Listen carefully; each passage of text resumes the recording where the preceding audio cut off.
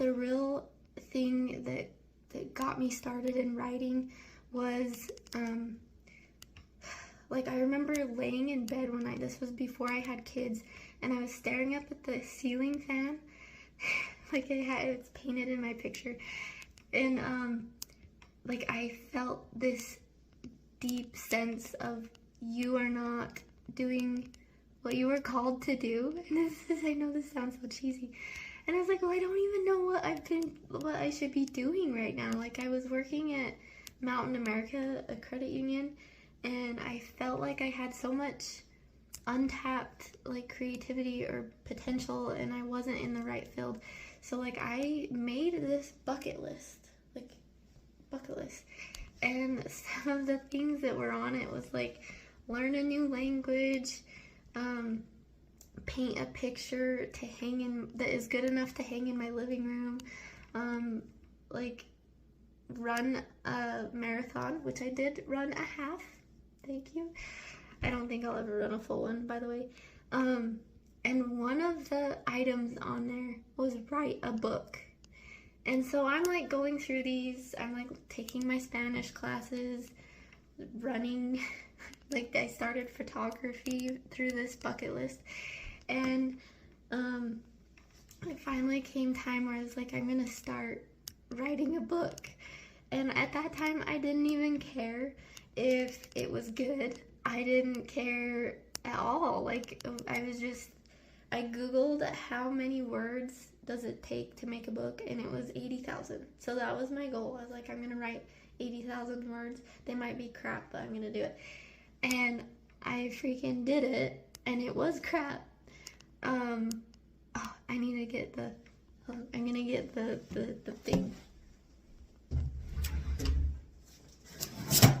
Okay. This is my book. This beautiful cover, I paid a very talented artist to make this cover, and her name is Sarah Jo Ashcroft Bitsley, and I'm gonna tag her because this artwork is so amazing. And when I revisit this book, it will be in the material of it. But anyways, funny enough, I named my first chapter Dumpster Fire. And that's really what it was. My writing was, because I knew nothing about writing a fictional novel. I did not edit. Anyways, so I printed off a stack of these books to be read by beta readers. And by beta readers, I mean these were just like people that I kind of knew, and one of them was my mother-in-law, which, to preface, I highly respect and love my mother-in-law so much. So her opinion of me is like at the very top of opinions that I care about. So me not knowing any better, that, like, because when you're so close to your work, you just can't see what it feels like to an outsider, you know what I'm saying? So, like, I let her read this, and this was 5-6 years ago,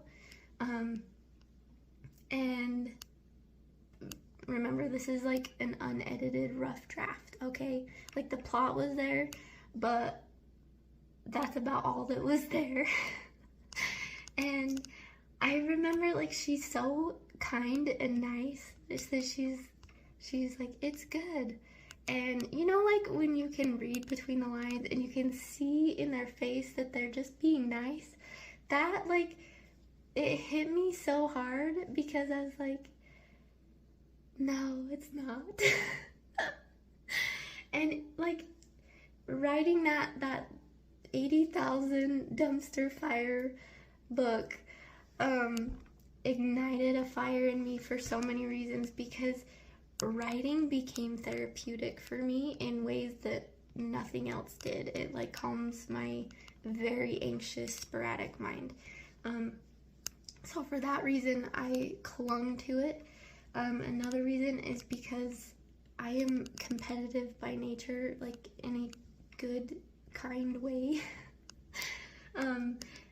so when I saw in her eyes that it really fell flat, I was like, no, I have so much more in me. And I was like, no, I'm gonna write.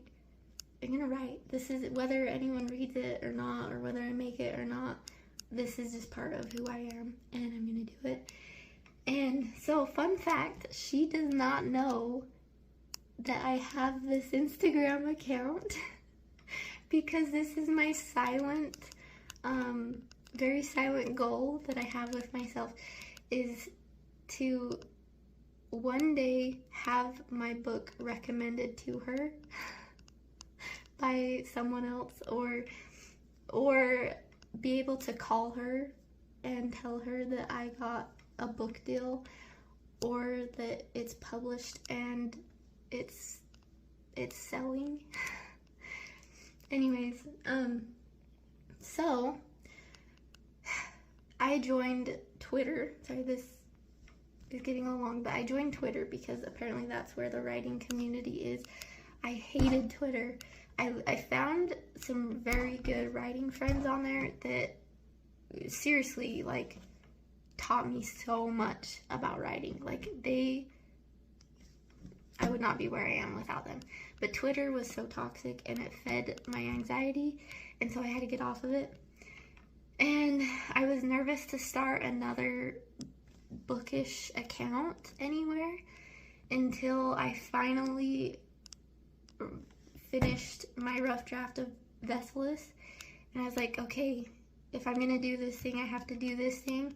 And so I started this account really in November is when I finally got brave enough to start posting on it and saying I'm doing this.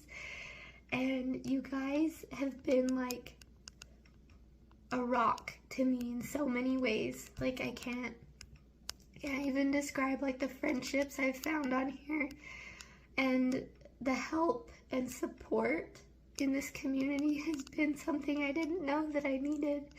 And I just wanted to say thank you guys so much for being my friends. And there's my blubbering sore throat author story. Thank you guys so much for wanting to hear it.